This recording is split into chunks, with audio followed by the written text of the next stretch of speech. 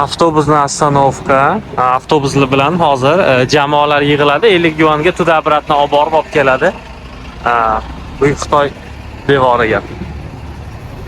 Mana ketdi avtobusda tur bilan, anaqa внутренний tur bilan Buyuk Xitoy devoriga ketyapmiz. 这个呢，再强调一下，咱们这车费去的时候是50，回来是免费啊。如果上面呢是可以住宾的，知道了吧？所以它叫敌楼。大家看一下啊，哎，你们好不容易这个。Xullas o'rtoqlar mana keldik. Bu yoqda juda ham ko'p turist, hali ham hozir o'saka sezon emas. 30-sentyabrdan keyin sezon tugaydi. Bizning jamoamiz. Men aynan turistlar bilan emas, mahalliy aholi bilan, ya'ni mahalliy turistlar bilan birga keldim. Sababi Xitoy tilida gapirishadi, lekin alohida gidi bor. Menga o'sha tushuntirib beryapti o'zi videochi orqali. Xullas, bular bilan boshqacha ham nisbatan arzon. Boshqa turistlar bilan kelgandan ko'ra nisbatan arzon. Kanatka bilan hozir tepaga chiqiladi. Kanatni taraf Buyuk Xitoy devoriga. Bu yerlar Badalin deb atalar ekan.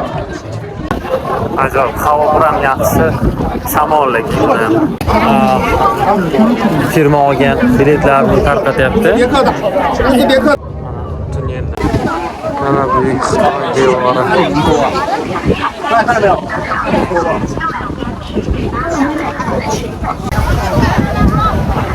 Buyuk Xitoy devori. 6-sinfdami, 7-sinf tarixida o'qirdik. Mana shu rasmlarni ko'radi. Kosmosdan ham ko'rinib turar ekan deydi rostdan. Alhamdulillah, Buyuk Xitoy devorida biz.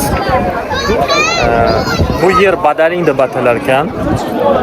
Mana bu yer restavratsiya bo'lgan 2000-yillari. Masofasini bilasizlar, juda ham uzun.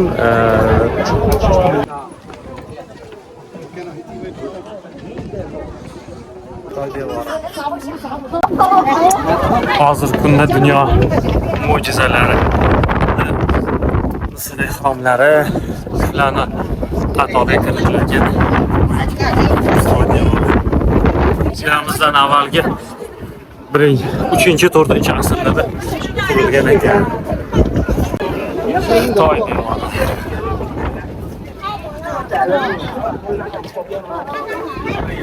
Bu yer Badalin deb ataladi. Bitta minoralardan biri, shunaqa minoradan 8 tasi ochilgan. Faqat turistlar uchun, qolganlari yopiq. Xavfsizlikka javob bermaydi, ham yoqda chegara mavjud, shuning uchun ruxsat berilmaydi.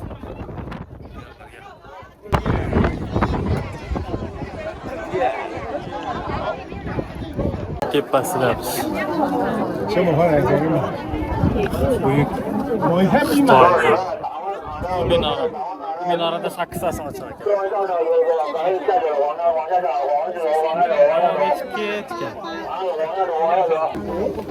Xitoy devori.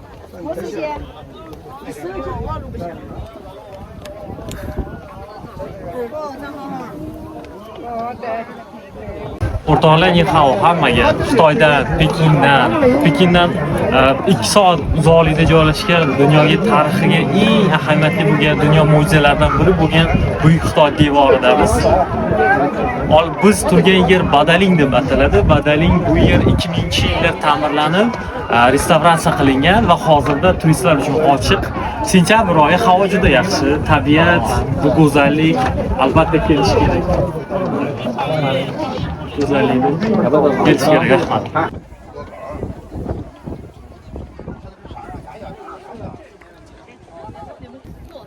Xitoyga kelmoqchi bo'lganlarni lokatsiyalardan biri faqat Guangzhou, Shanxay bo'lmasligi va mana shu yerga kelishlik kerak. Nimaga deganda tarix, tabiat, go'zallik Xitoy mo'jizalaridan biri.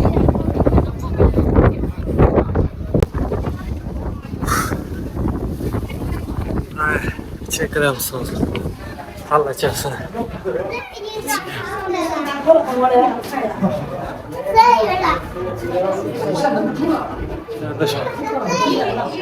Askarlar to'plagan.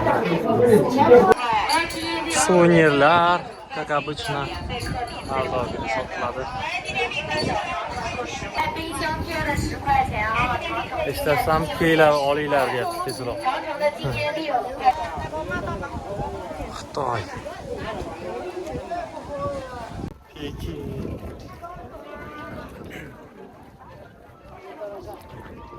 Qayerda qal'a ko'rinyapti-ku. Ana Xitoy. Podshohlarini nima deydi, sarkaralari shunaqa taxtlarda o'tirar ekan. Chinolarda ham mana o'tirib bittasi. Telefon ko'rib o'tiribdi. Xitoy.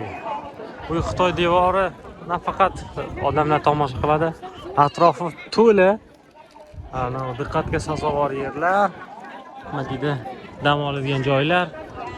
Juda zo'r kompleks qilib qo'yishgan. Chili Xitoy. Qordagi bir necha yarim kunlik sayohatimiz, safarimiz tugadi. Endi qaytamiz shaharga.